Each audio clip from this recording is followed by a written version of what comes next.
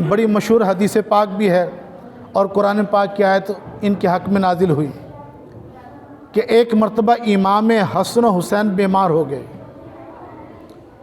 امام حسن و حسین جب بیمار ہوئے تو کسی نے یہ مشورہ دیا فاطمہ الزہرا کو، آپ اس منت سے، اس نیت سے، اس ارادے سے روزہ رکھے 3 کہ اللہ تبارک و تعالیٰ ان 3 روزوں کی برکت سے حضرت امام حسن و حسین کو شفا یابی عطا فرمائے گا۔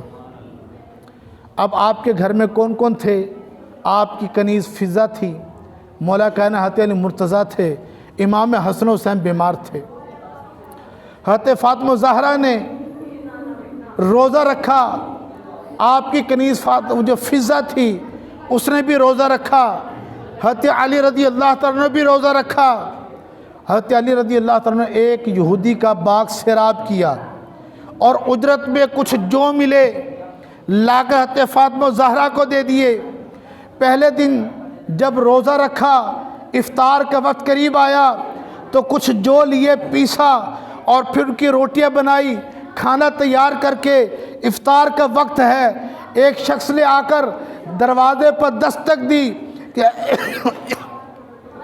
اے نبی کے گھر والوں، میں مسکین ہوں، مجھے کھانا کھلا دو۔ وہ سارا کھانا اٹھا کر حضرت فاطمہ زہرا نے اس مسکین کو دے دیا اور پھر پانی سے افطار کر لیا، اللہ کا شکر ادا کیا۔ دوسرا دن آ گیا، پھر روزہ رکھ لیا اور پھر جو کچھ جو تھے اس میں سے لیے پیسا، آٹا تیار کیا، روٹیاں بنائی، کھانا تیار کیا۔ افطار کا وقت قریب ہے، پھر دروازے پر دستک ہوئی، کسی نے کہا نبی کے گھر والوں، میں یتیم ہوں، مجھے کھانے کے لیے کچھ دے دو۔ حضرت فاطمہ زہرا نے وہ سارا کھانا اٹھایا، اس یتیم کو دے دیا، پھر خود پانی سے افطار کر لیا، اللہ کا شکر ادا کیا۔ تیسرا دن آیا، جو جو بچے تھے وہ پیسے، روٹیاں بنائی، کھانا تیار کیا۔ جب افطار کا وقت آیا پھر دروازے پر دستک ہوئی، کسی نے کہا میں قیدی ہوں، اے نبی کے گھر والوں، بھوکا ہوں، مجھے کچھ کھانے کے لیے دے دو۔ تیسرے دن بھی اٹھا کر حضرت فاطمہ زہرا نے وہ کھانا اس جو اسیر قیدی کو دے دیا، پھر اللہ کا شکر ادا کرتے ہوئے پانی پہ افطار کر دیا۔ یہ سخاوت حضرت فاطمہ زہرا کی اللہ کو اتنی پسند آئی، قرآن مجید میں فرمایا یطعمون الطعام علی حبہ مسکینا و یتیما و اسیرا۔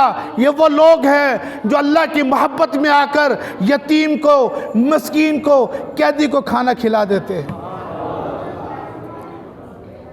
تو یہ سخاوت تھی حضرت فاطمہ زہرا رضی اللہ تعالیٰ عنہ کی۔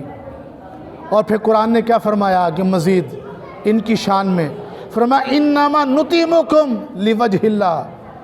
وہ سارا کھانا مسکین، یتیم، قیدی کو کھلا کر کہتے ہیں ہم نے تمہیں کھلایا ہے تو اللہ کی رضا کے لیے کھلایا ہے۔